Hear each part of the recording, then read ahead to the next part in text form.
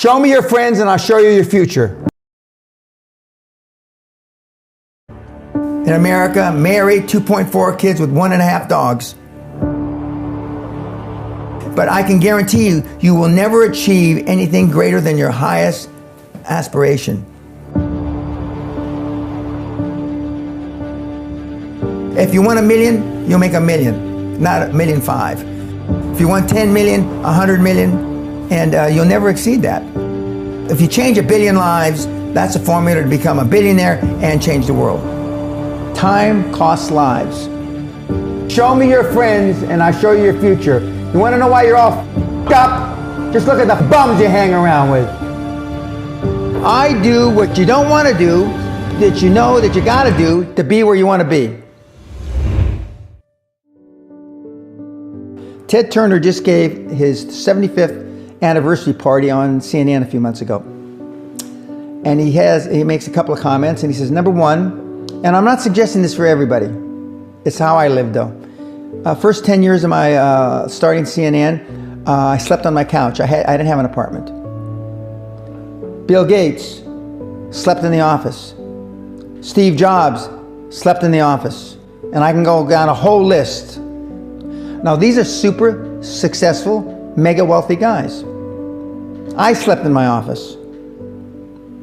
Not everybody's willing to make that sacrifice. But it's not the only thing. But even if you don't sleep in your office, if you want to send your kids to a better school, if you want to be able to take care of your mother when she gets dementia, if you want to, this all takes money. My children aren't getting any of my money when I die. Not one centavo, not one penny. And 2 of my kids are cool with it. One of them's not so cool with it. I'm not gonna, I think Andrew Carnegie, by the way, Andrew Carnegie, arguably the richest, most successful entrepreneur of all time, he said the best thing that you can have for a child is him to be born into poverty. And I agree.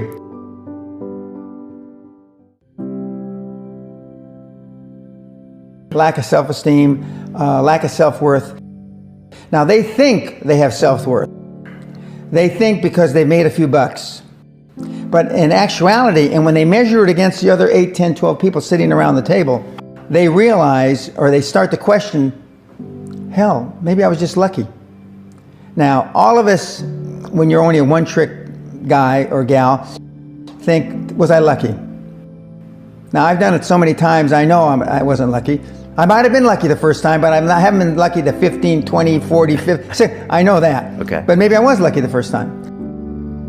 But my life changed when I was pretty much a haphazard kid, got in a lot of trouble, got arrested 4 or 5 times, thrown in jail. And this was when my dad's a cop. But then I volunteered for the draft in 1966 at the height of the Vietnam War. And I went to OCS, and that changed my life because it was the really first real high performance thing that I could measure myself against with other people. 2/3 of all Fortune 500 CEOs have one thing in common: military background. Really? 2/3 of those 2/3 have something else: martial arts. What do you learn in martial arts, Brian? Discipline, focus. A lot of people don't believe they deserve to be there. I convince them, and we have these drills, why you belong there. A lot of people that come there, with money, that have made money, think they made it by accident. Right. I just had one of my superstars who's made $100 million tell me in the last week, I'm not sure I'm going to have another lucky accident.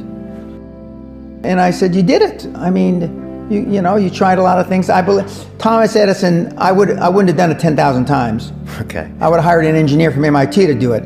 But I mean, I've tried a lot of things. Nobody's failed at more things than I have. And the first 100 million are successes, but I could write a book about failures that'd be, because I've tried a lot of different things. Because failure is just testing. And one of the reasons I've been so successful in generating this equity and value in my kids, and I call you all kids, is because I convince them that making a mistake is okay. Your parents probably told you, you can be anything you want. But you can't. That's horseshit.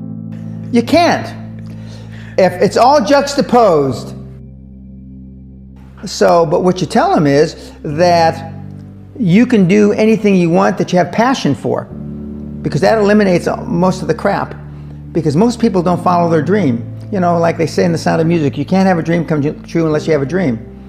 Now, I still dream. I dream in Technicolor. I say my affirmations and goals every single night. It's bloody hard to be a high-performance person. Perfection equals paralysis. If you left it to engineers, no car would ever come off the assembly line. No car would ever come off the assembly line. And I've been in business with enough engineers, I can attest to that with my hand on my heart.